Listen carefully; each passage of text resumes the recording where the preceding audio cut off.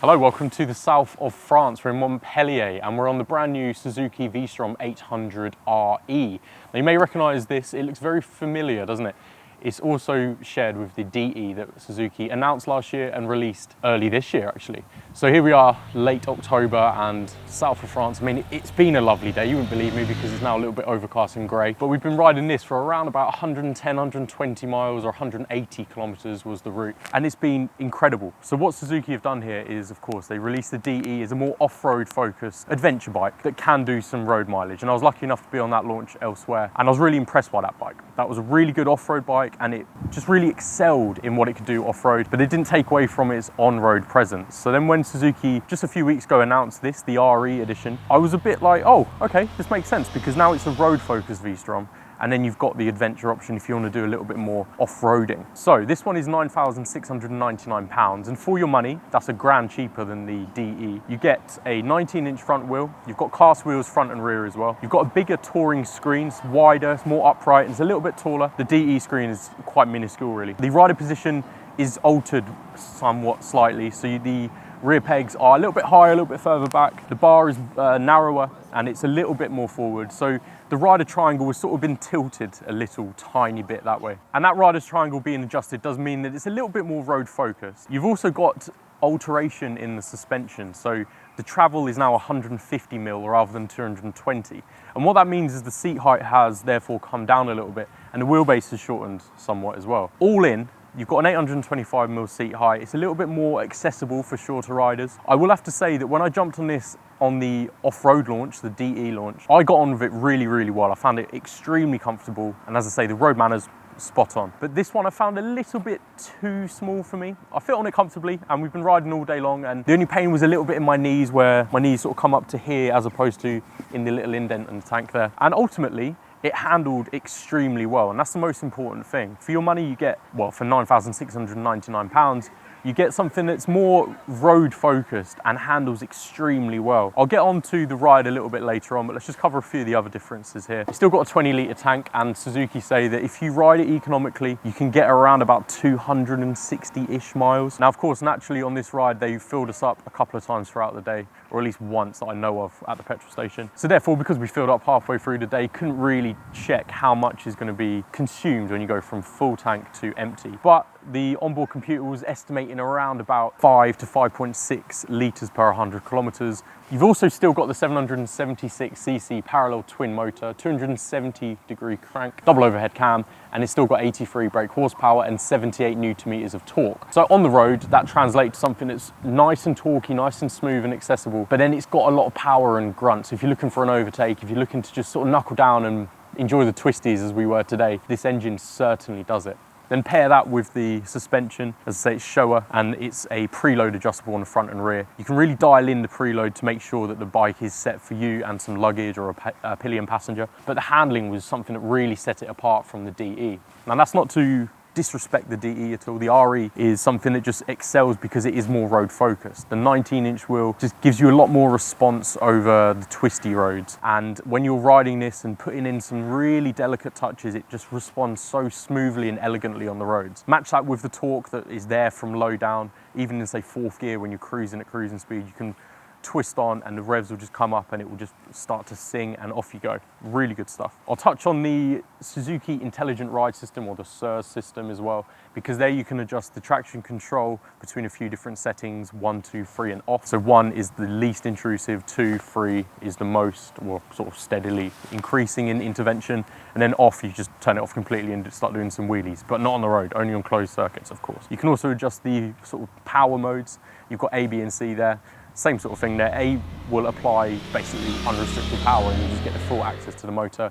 B is a little bit smoother, and then C is what you could consider a rain mode, which still reaches the same peak torque and peak brake horsepower, but it's just a little bit gentler when you're applying the throttle. So if I was riding in this weather, I might consider a B or a C mode. You've also got 2 modes on the ABS, 1 and 2, and that will also be something that you can use maybe off-road, because this bike could do a bit of gentle off-roading. So 1 is going to be least intrusive and 2 is going to be more intrusive and more there to help you. I was playing around with the modes all day and it is very noticeable what they do. So when the road was starting to get a little bit damp because the weather's sort of been changing a little bit, I'd flick into 2 and then maybe adjust the throttle power into B, and it's still really fun to ride, and that's the most important thing really, but it just felt like a lot smoother on the road. I'll also say that this is reduced in weight. It's now 223 kilograms rather than 230, and that again just helps with the handling and basically how you feel on the bike when you're riding it and going through the plentiful twisties. Now, as I say, when we started off the road ride today, we started in Montpellier, sort of city centre in a way, pointed our noses towards the hills and the beautiful, beautiful roads out there,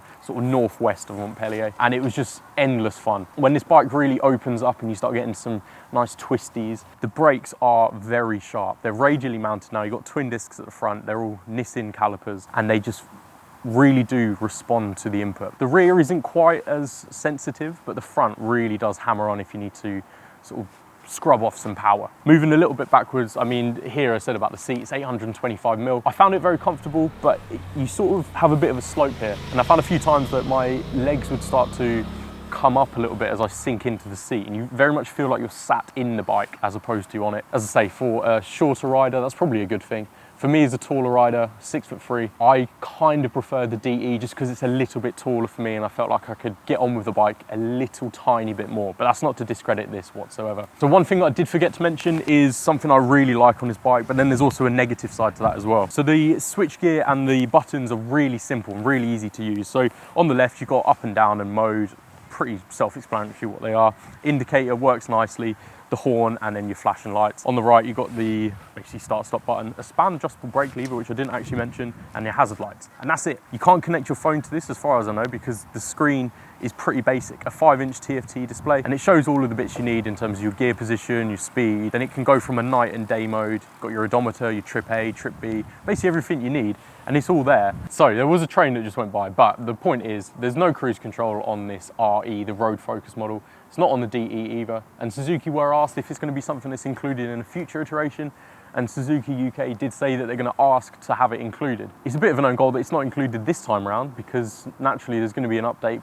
perhaps in a year or two, and if that has a cruise control, why can't it be on this one? It's not even an accessory option. Did also forget to say that there's a USB socket, and the screen you can't actually adjust on the fly. You have to get the Allen key out and start adjusting the bolts. One thing that did kind of annoy me is that the screen as it is just directed all the turbulence to my head. Even if you lowered it, it still got to sort of your eye level, which is kind of annoying for me as a taller rider, but again, you can put up with it or just go to the accessory catalogue and get the Tour screen, which is even taller. Speaking of accessories, naturally, you can have the option of panniers, the top box, and they've got a big top box that you can fit your lid in easily, or you've got some aluminium ones that looks really nice in black or grey. And ultimately you can spec this up to even do a little bit of off-roading if you really wanted to. Some light off-roading naturally, with a bash plate on there. Get some engine guards on here as well, and you can put some fog lights on. So you can really spec this one up, and some hand guards, heated grips potentially. And that is something that is always very important when you're speccing up your bike, especially if you would consider the fact that you've got an extra £1,000 if you were initially looking at the DE model. So if you were looking to purchase one of these, you've got 3 colour options. You've got this one in blue, which I think is actually the nicest. When you look at the photos, you think that the matte green, which is also available,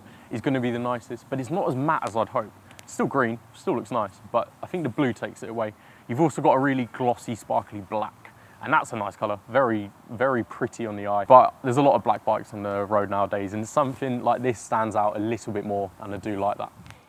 It's almost a shame this is down as a variant of the V-Strom. Now, what I mean by that is when Suzuki initially revealed this platform at EICMA 2022 alongside the GSX 8S and, of course, the DE V-Strom, I saw it was a V-Strom and almost instantly got turned off to the idea. And I'm happy to say that because I've even told Suzuki this themselves.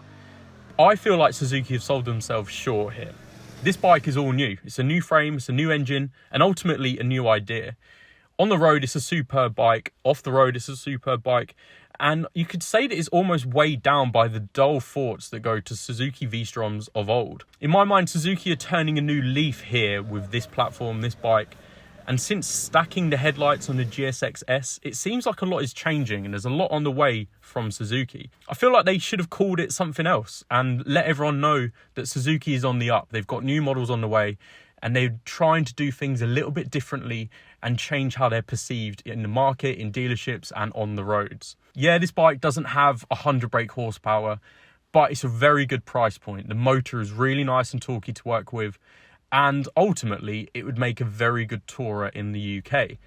If they didn't call it the Suzuki V-Strom and they called it something new, I feel like there might have been a little bit more hype. People might have been interested in it from the go, and rather than just looking at the Suzuki catalogue and thinking, well, there's another V-Strom, they could have potentially sold themselves a new bike by thinking, oh, Suzuki are trying something new here. It's just a thought, really. And I'm not saying that the V-Strom is a bad name by any means, but because Suzuki are trying new things, and I've spoke to Suzuki themselves and they said that they've got a lot on the way in the next 5 to 10 years, I think if they had called it something different, it's not just a V-Strom, it's a new way for Suzuki. So it's just one to think about, but ultimately, great bike, great fun, and a great launch. The roads out there in the south of France are spectacular.